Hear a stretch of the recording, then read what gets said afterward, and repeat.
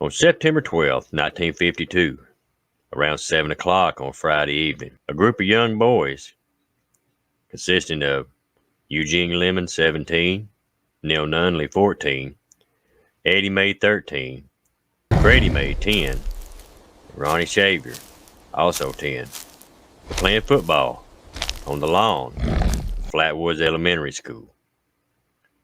Suddenly, the group saw what they described as a fireball fly quickly overhead, appear to land vertically on a nearby hilltop just past the Fisher farm.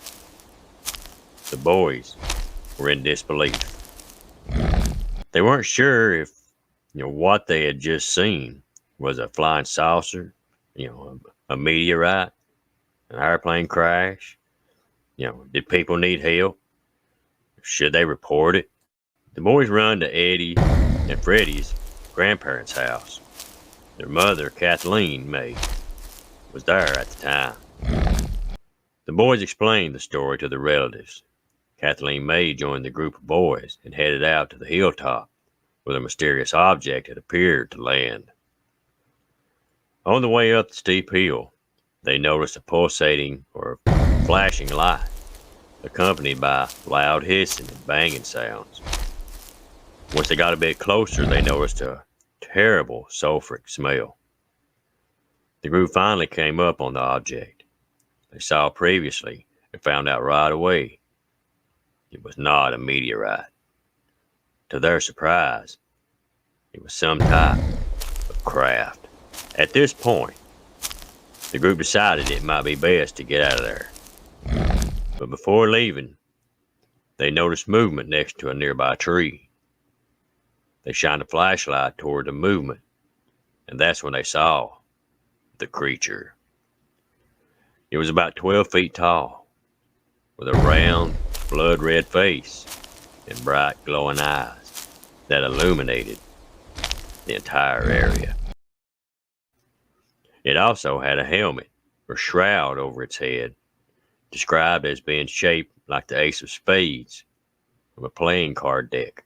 The rest of its body appeared to be made up of some type of green metallic material.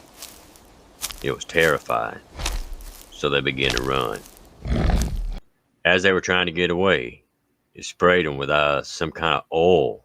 The creature did not walk, but hovered after them.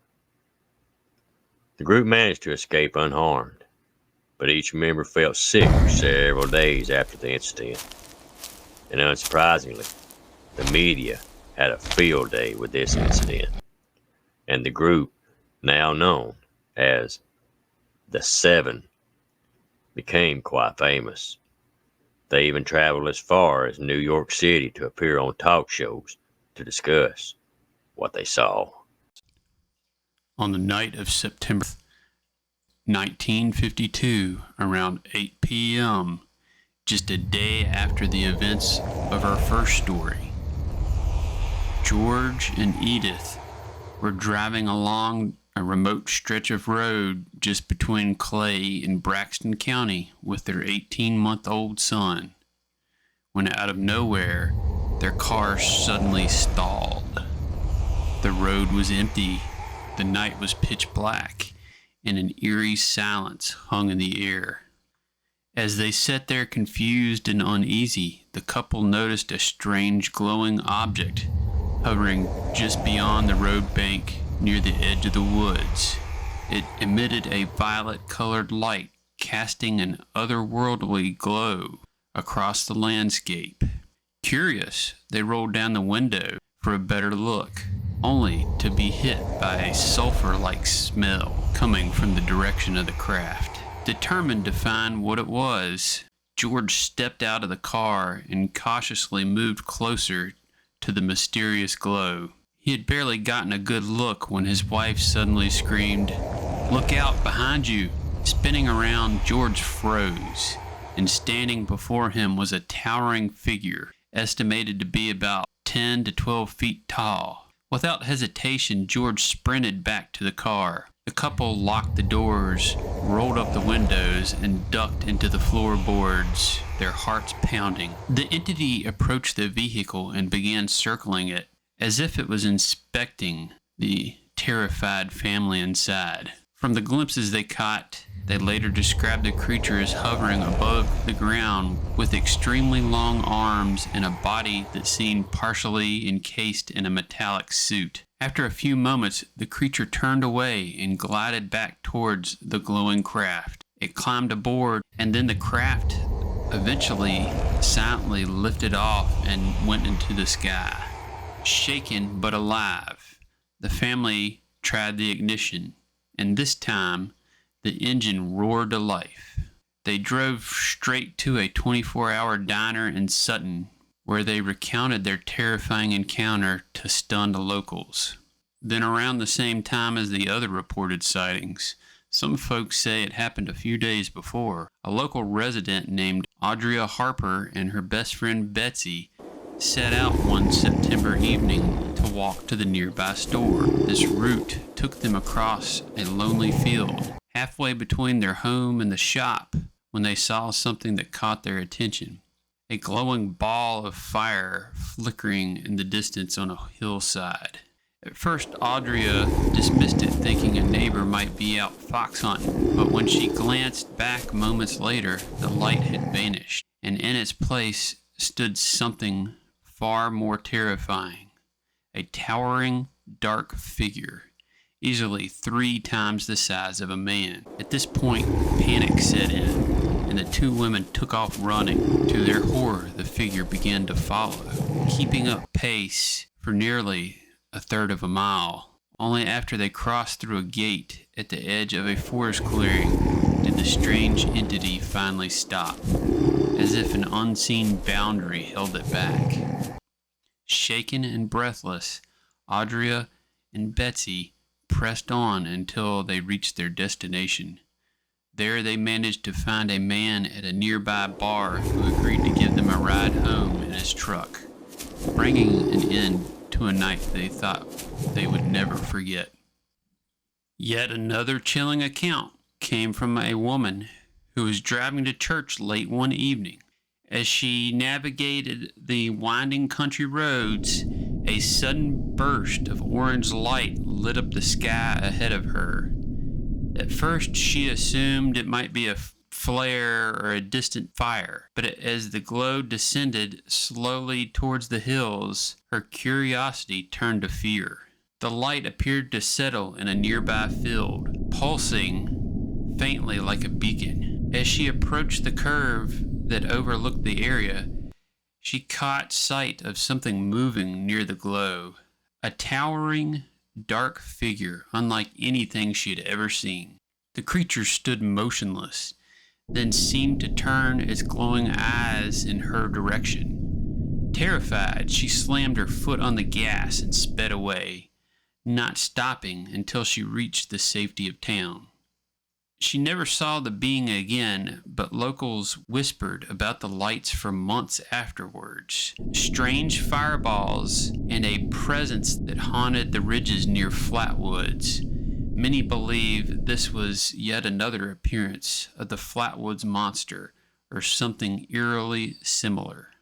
About 4 decades later, after the infamous 1952 events, an eerie account surfaced involving the Flatwoods Regional Jail. In 1993, a witness reported seeing a massive fireball land in the snow near some houses on the eastern ridge of Flatwoods. Moments later, the blazing orb vanished, and in its place stood a towering creature that resembled a giant wolf. As if the night wasn't strange enough, the beast underwent another transformation, shifting into a very large black humanoid. Just as suddenly as it appeared, the entity faded from view, leaving the stunned observer bewildered and silent in the snow. Wowee. What do you guys think of these stories of the Flatwoods Monster? Ooh, this one's always interested me, but I guess it's because it's so close to where I live. It's not very far at all, and I've always thought this one was interesting. A lot of people have told me they've never even heard of this one, but I've been hearing about it for years, the Flatwoods Monster. I mean, another thing I think is important to note is during this time, there were tons and tons of UFO sightings in the area and fireballs in the sky. I know about a local mechanic during this time that saw what he described as a fireball crash into the side of the river, the Elk River, on his way home. And then another one that I heard about was a hitchhiker reported to police seeing a fireball cross the sky that same night. And then one of our longtime fans of the channel, I mean, he's been here since the beginning, told me that his mother and uncle actually saw a fireball cross the sky on one of the nights around this time, and that several other folks in town also reported seeing fireballs. I mean, what was this thing? Was it an alien? Some kind of cryptid? Maybe something even stranger. Oh, man. Who knows? A time traveler?